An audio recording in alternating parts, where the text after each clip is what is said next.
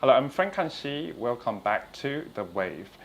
Do you feel struggling at your workplace? A digital healthcare platform reveals that 63% of employees are at risk of mental stress and only 6% are thriving at work. The Malaysia-based platform has integrated digitalization and healthcare service to enhance resilience and productivity at work. Joining me now is Mr. Azran Osman Rani, the founder and CEO of Naluri, to share his experience and journey in shifting from various industries to healthcare services. Great to have you on the show, Mr. Azran. Thank you, Frank, and welcome to Malaysia and to Naluri. Yes, it's quite hot outside, but actually we know that your career is very diverse in a point, and right now you step in your foot in healthcare service. So what inspired you about the creation of Naluri, and how did your diverse experience shape the direction of Naluri? So the main inspiration behind Naluri was when I lost my father to diabetes and cancer. And I realized that the healthcare system that was treating him had a few major issues. Number one, it was only focused on physical health. Insulin, medication, surgery, chemotherapy, radiotherapy. No one thought about or provided any support for what we now know was the depression and anxiety that he and many of the chronic disease patients go through when they're wrestling with that condition. And when you don't provide any support, it led to missed medications, skipped chemo sessions, and things just got progressively worse. And secondly, the healthcare system is very reactive. Doctors wait in the hospitals or in telemedicine platform until you're really sick and distressed and expect you to come to them.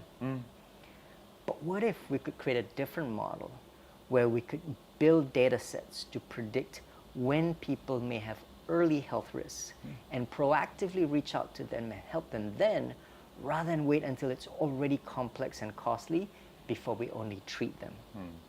And finally, healthcare, and if you think about it, your doctor gets paid whether you actually get healthy or not. Right? It's a fee for service. What if we could transform the industry to one where either the costs are controlled or it's based on how much healthier you become, like results based. So on one part, that's how I started it, thinking these are real problems that the digital version of healthcare, which is telemedicine, telehealth, does not address. And I think it's time for a completely different model to transform healthcare. Now, you mentioned the other industries that I've been in, which includes building an airline from scratch and launching internet and mobile television services. While they might seem like different businesses, the common denominator across all of them is I look at industries and find ways to make it more affordable, more accessible, and more convenient for the mass market segment in emerging market countries. So I don't focus on developed markets, I don't focus on premium brands or services, but I look, whether it's an airline, how do you make flights to Australia or Europe 10 times cheaper? Television, how do you make it 10 times cheaper compared to satellite or cable television services? And yet more features, more functionality. So I think same thing with healthcare, right? You look at the current industry and you try to find ways to make it cheaper. And across all of them, I bring partners. So my co-founders are people with deep industry experience. Moses had been in the airline industry for 36 years. Mark Britt had built internet television in Australia. And when I started Naluri, I found Dr. Jeremy Ting, a medical doctor and healthcare system specialist. So they bring the industry domain. I bring that challenger mindset to look at industries differently. How much have you transformed Malaysia's corporate culture? As in, of course, you talk about result-based data set, database is very important to succeed for the new model, as in digitalization mixed featured with mental health services. So how much have you transformed, as in you have the right partner, business partner, the right expert in your team. You're the challenging set there. This is the challenging part, as in Asia culture, you know, that is quite sensitive quite conservative when we talk about mental health issues. So how much have you transformed? Well, significantly, especially after COVID. When we first started, there was hardly any interest for employee mental health services. So when we started, we worked with energy sector enterprise clients who were interested in controlling diabetes and heart disease risk because they saw this as a big recurring medical expense. When people fall sick, they are not productive, and it's a big cost to the company. But they were intrigued with our approach, which is to add a psychological or mental health dimension to treatment of diabetes or heart disease, because you have to motivate someone. You have to help them with their mindset. You have to help them change their behaviors. Compared to the old model where the doctor just tells you, cut your sugar and exercise more. Simply telling people doesn't help, right? And we were able to show recurring results. What happened during COVID was that suddenly mental health became front and center. Companies saw employees burning out, resigning, feeling depressed and disengaged, and unfortunately, even a rise of suicide cases. And they needed an urgent solution, and it had to be digital because people were working remotely during COVID. So in a way, we were kind of the right time and right place. And by the second half of 2020, our growth really accelerated because a lot of the banks, telcos, airlines, energy companies needed a digital health solution for their remote employees. So you also told me a new trend here too, as in actually employees or patients, they like to talk to doctor directly. In comparison to during the COVID period, of course, people have to talk or consult a doctor online. But right now, it's the trend that people want to talk to the real person to feel the stress, to feel the relief there. So can you tell us about it? Yeah. So first, there's not a one-size-fits-all solution. The main thing is to provide different touch points and make it more convenient for their employees. I'll give you an example. A mining company in Indonesia reached out to us online, found us on the website because they had a 38-year-old mining engineer collapse from a heart attack. And they spent $50,000 on a helicopter evacuation. They realized, we don't want to wait for another big $50,000 bill and lose an employee. Let's screen our employees' health, measure, monitor, and provide digital health coaching because they're in remote mining locations. So you cannot provide physical healthcare to them. Or a manufacturing company with a lot of blue-collar workers who are working 24/7 shifts. Again, they don't have or can even use physical services, but they also don't want to download an app and everything. So it may just be something as simple as using WhatsApp chat or Line in the case of Thailand, so that I can just get quick feedback. If I'm upset with my boss or I'm feeling frustrated or under pressure from money issues, I have someone I can chat to immediately. But of course now, more and more people are saying, I also want face-to-face connections. So the main thing for us is not to promote one type of communication or one solution, but different types, right? So from digital coaching, WhatsApp or Line instant messaging, face-to-face in an office, or even in some cases, I want it integrated into Microsoft Teams because my employees are in the office and they use Microsoft Teams. I don't want them to have to go to different apps.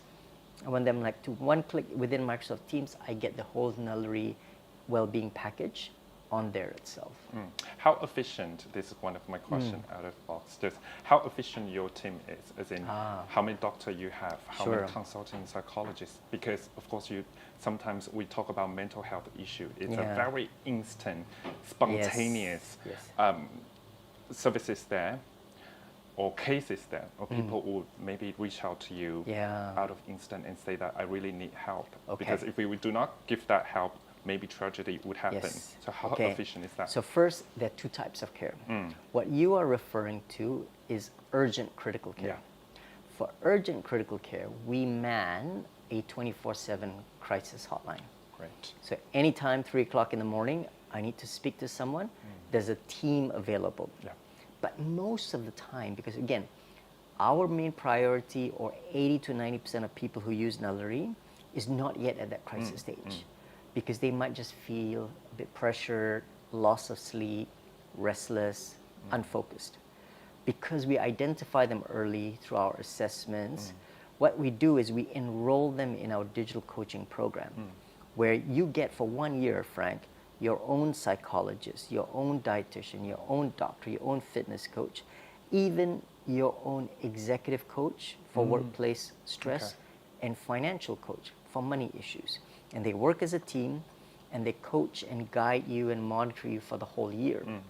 They're not going to reply immediately, but it's the same person who's caring for you for the whole year. So they'll reply within 24 hours because it's not urgent, but it's about monitoring your health, your behavior changes, your lifestyle for that 1 year. If ever you need something urgent, there's a separate team that does 24/7 care. But that part is a very small part, because most of the work is actually helping people get healthier. And that's why more than 200 companies cooperate with you, because you already have one of the programs that on your website calls employee assistance program, and 70 to 80% according to you, that this is your function to support corporate services. So of course, maybe we can turn time a little bit back to the beginning.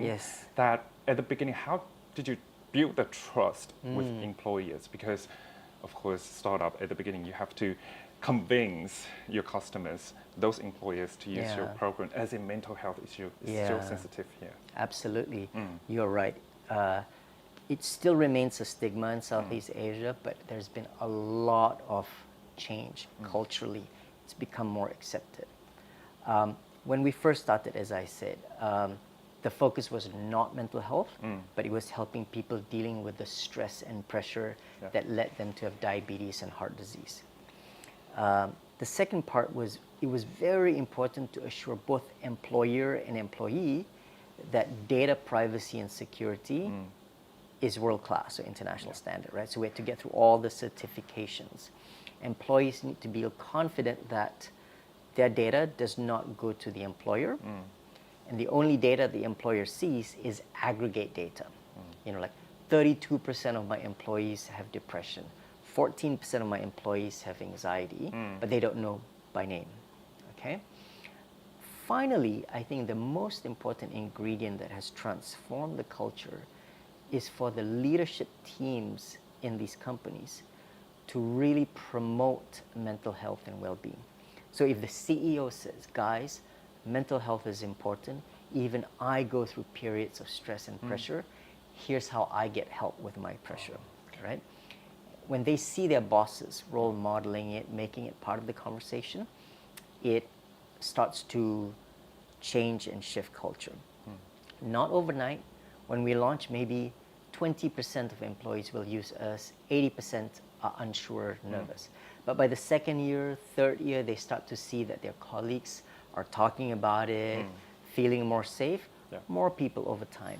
So with our largest client that we've been working with 7 years, in that 7 years, right, for 40,000 employees, probably today, 10,000 employees have started to use Naluri. It will take time, right, to get people to feel comfortable to reach out for help.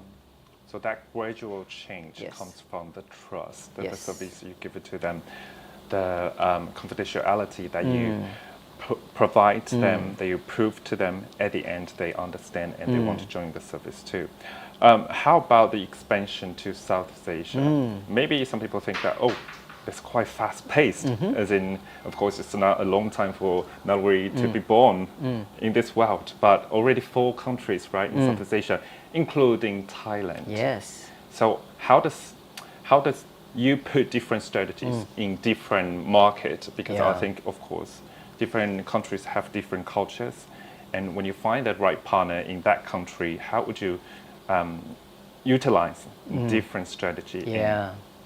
So first, and especially for Malaysian companies and probably Thai companies as well, we are compelled to expand internationally because when we raise international investor capital, If you're only in Malaysia, Malaysia's a small market of only about 30 million people, you're going to get ignored. Yeah. You need to show that you're serving a much bigger addressable market. And that would include Indonesia, 280 million people, right? Vietnam, 100 million people, Philippines, 100 million people, Thailand, 60 million people. So we have to show that we are in a bigger market. Because if you're small, you can maybe only raise capital from local Malaysian investors, and that's not enough. So one, you have to do it. Two, it is hard to go into a new market and win the trust of clients who don't recognize you, right? So one part is you have to show that you're locally committed to each country. That starts by hiring local teams, local leadership teams, local psychologists, local dietitians, local doctors. Because even if you're Singapore and you speak the same language as Malaysians, I want someone who understands my supermarket locally, what foods there are, my office in a specific town, right? The local context becomes very relevant. Or in cases like Indonesia, you are by law required to have licensed dietitians, licensed psychologists by the local Indonesian authorities. The third part is you have to show you're bringing value. So what we focus on is industries that we've had a track record. Because we serve the largest telecoms company in Malaysia, when we go to Indonesia, we can serve the largest telecom companies there because we say, hey, here's the data set that we've built, not just by age, by gender, but type of business unit. What are the issues that telecom employees go through that causes them stress and pressure? So we bring industry insights that help them benchmark. Right? If we go to a bank in Thailand, we can say, hey, we serve 7 big banks across Malaysia, Singapore, Indonesia. Here are the insights. What are bank branch staff feeling? What are the teams in credit and compliance feeling? What are the sales staff feeling, right? So you show that you understand what's unique to their industry. And that's been our main focus. So when we go to a new market, we try to bring the industry insights that will be valuable to each of the local players. Right. So what do you understand about Thai market? Because sometimes for an international company or another country's company to localize in Thailand, it's quite difficult because you need to understand the Thai language, you need to understand the marketing strategy, you need to understand the labor force in the market too. So of course it's not quite a long time for you to get into Thai market at this moment. What's the difficulty and what do you want to solve? So first, I would say I still have a lot to learn with Thailand. Thailand is unique, and that's why we started with Singapore, then Indonesia, and only now looking at Thailand. But for me, what I've learned, AirAsia X, we had to build Thai AirAsia X. With iFlix, we needed an iFlix Thailand team. Number one thing is you got to pick the right local Thai leaders. You got to build a fully local team, right? So language proficiency is hugely critical. And I think what makes Thailand even more unique is that the corporate culture is also very tight-knit and close. So in the case of Thailand, we did something different compared to Singapore and Indonesia. Singapore and Indonesia, we went in by ourselves. For Thailand, we partnered with one of the largest Thai conglomerates or corporates, Pruksa. So Pruksa are pretty big in the real estate space. They've started to build and acquire hospitals, pathology labs. So they're kind of really interested in healthcare and therefore by extension, digital health. So having kind of prominent Thai corporate partners allows us to both have the credibility. We're funded by someone like Pruksa. They can give introductions, to open up doors, which is much, very valuable compared to us trying to do it ourselves. And of course, you have to pick the right partner, as Pruksa, of course, is one of the biggest in the market in real estate. Back to you personally. Of course, right now you are the CEO of Naluri. You have a lot of experience in different industries, what you say, AirAsia X CEO and Inflix, and now in healthcare sector. What was that transition coming from? Because some people might see in this interview, they might say, okay, I'm a CEO right now in one company. I have abundant experience in one sector already. What did drive you to go through the transition and you tell yourself that, okay, right now is the time to go to another sector? Okay. First, I feel my strengths and what I'm most excited about is the early creation phase, right? I think some people are much better at running the steady ship. I tend to like the ideation stage, putting teams together, writing a business plan and executing. So with an airline, you got to start with a blank sheet of paper and challenge. If all the airlines do things one way, what's a different way no one else has ever done before? And it's the first few years are hard because you're trying to make it a reality, trying to prove that it works. But after a while, it becomes, AirAsia X reached $1 billion US, public listed company, audit committees, risk management committees. It starts to become more grown up and more about like quarterly earnings. So time for me to let go of the reins, let a more corporate leader run it. And I connected with some old friends and we wanted to build iFlix from scratch.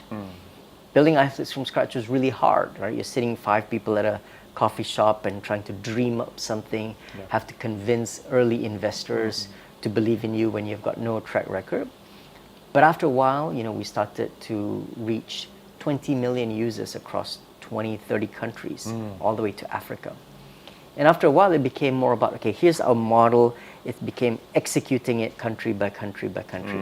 Very operational, very procedural. Time again to let someone else run it. And so here I am with Naluri because we started from scratch. In fact, I started Naluri with one intern in my living room. Right? I love the idea of bringing from scratch, trying to convince people to leave big companies to join you, trying to convince investors to give you money when you have no track record.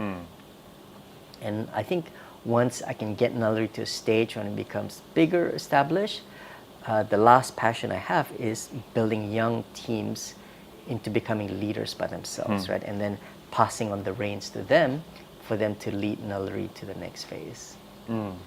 The leadership with courage, as what you said in one podcast, I think it's courage, vision, and curiosity. Yes. It, embeds you in your blood, that people would looking forward to seeing how you bring up a company from scratch, from the ground, and to the higher up. Maybe your Naluri colleagues might think that, oh man, maybe sometime you will leave Naluri too, right? But this now the time still on the going way up. One thing that we have to talk about in this interview, I think, is ROI, of course, the return of investment. As in, you talk about Naluri started from scratch. Of course, more than $14 million that you have received, Naluri has received in past years.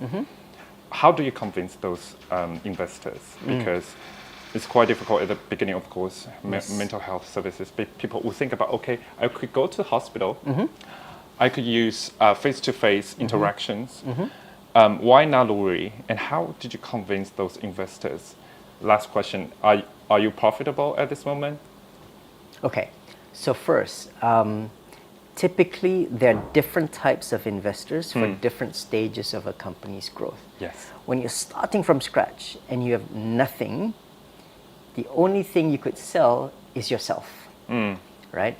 So there are early stage venture capital funds who are betting on that startup point.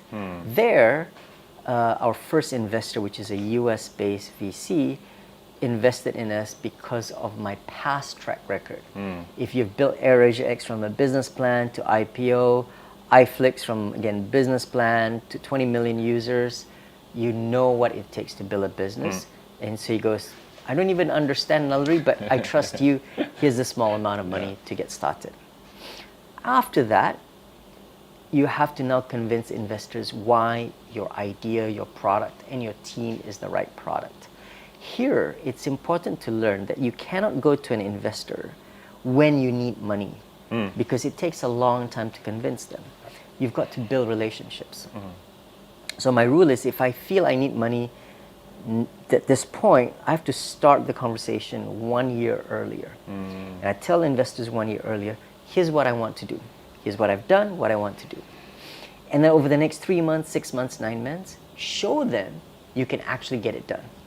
Because people and investors, they value not the idea or the plan, but your ability to execute. So if you say, I'm going to do this, and 6 months later you say, hey, I did it. In fact, I achieved even more. I've got more track record. That's how you convince them. But it takes at least 12, if not 18 months to convince them, right? And typically most startups will require, in some cases, as big as Grab or all these big giant companies. Technically, they're still not profitable, even though they're already $1 billion, because the fixed cost of software development and engineering is very substantial. But for Naluri, I think we're almost there. I think by early 2025, we'll get to that profitability break-even point, because the last 2 years we were only focused on Malaysia, Singapore, Indonesia, Thailand. Malaysia today is profitable, Singapore is profitable, Indonesia is profitable. Thailand not yet, but Thailand is, started 2 years after Singapore and Indonesia, but likely by next year, Thailand becomes profitable.